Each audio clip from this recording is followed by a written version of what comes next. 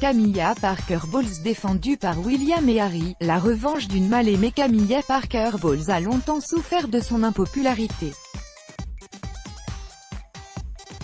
C'est du passé, la duchesse de Cornouailles a conquis le cœur du public et des enfants de Diana, son ancienne rivale. Comment a-t-elle pris sa revanche? La famille est unie, plus en harmonie que jamais.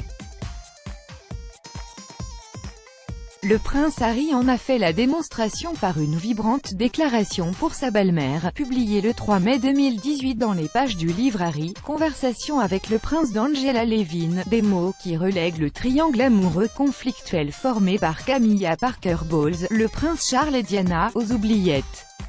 Pour être honnête, elle a toujours été très proche de William et moi.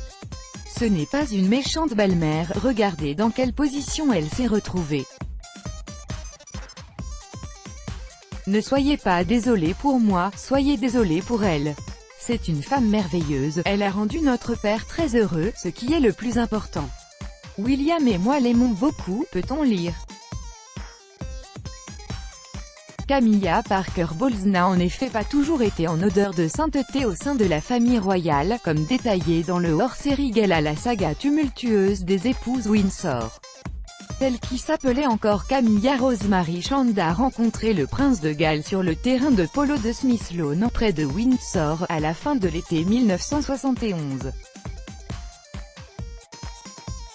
Piquée dans son orgueil par Andrew Parker Bowles, qu'elle aime depuis 7 ans mais qui la trompe, elle décide de conquérir le prince charmant par une phrase pleine de provocation. « Mon arrière-grand-mère était la maîtresse de votre arrière-arrière-grand-père Edward VII. » Qu'en pensez-vous? Le début d'une histoire d'amour tumultueuse. Fou de Camilla, le prince Charles la demande en mariage en 1972, mais elle refuse, échaudée par toutes les contraintes qui incombent à l'épouse de l'hériter au trône. Elle annonce ses fiançailles avec Andrew Parker Bowles peu après, brisant le cœur du prince Charles.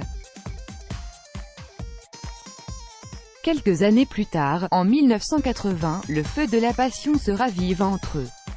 C'est pourtant elle qui le pousse dans les bras de Diana, jeune femme timide et fille d'aristocrate, avec qui il se marie pour le plus grand bonheur de sa mère, la reine Elisabeth. Le prince Charles tente de rester fidèle à son épouse, qui lui donnera 2 héritiers, William et Harry. Il cède à nouveau à l'appel de sa sirène 5 ans seulement après son mariage. Diana ne sortira pas indemne de ce triangle amoureux, dépression, tentative de suicide, boulimie, la situation est insupportable pour la si populaire princesse des cœurs. Les époux finissent par se séparer puis divorcer. Camilla Parker Bowles met également un terme à son mariage. La célèbre maîtresse devient la méchante idéale à la mort tragique de Diana en 1997, femme la plus détestée du Royaume-Uni, responsable de bien des malheurs de l'épouse bafouée. Petit à petit, la réhabilitation de Camilla Parker Bowles dans l'opinion publique fait son chemin. Elle change de styliste, arrête de fumer, séduit enfin la reine qui l'invite à son jubilé d'or en 2002. Elle consent à leur mariage, célébré en 2005. La duchesse de Cornouailles fait désormais figure de belle-mère idéale, conseillant Kate Middleton, puis Meghan Markle, les épouses de William et Harry, avec qui elle entretient d'excellentes relations.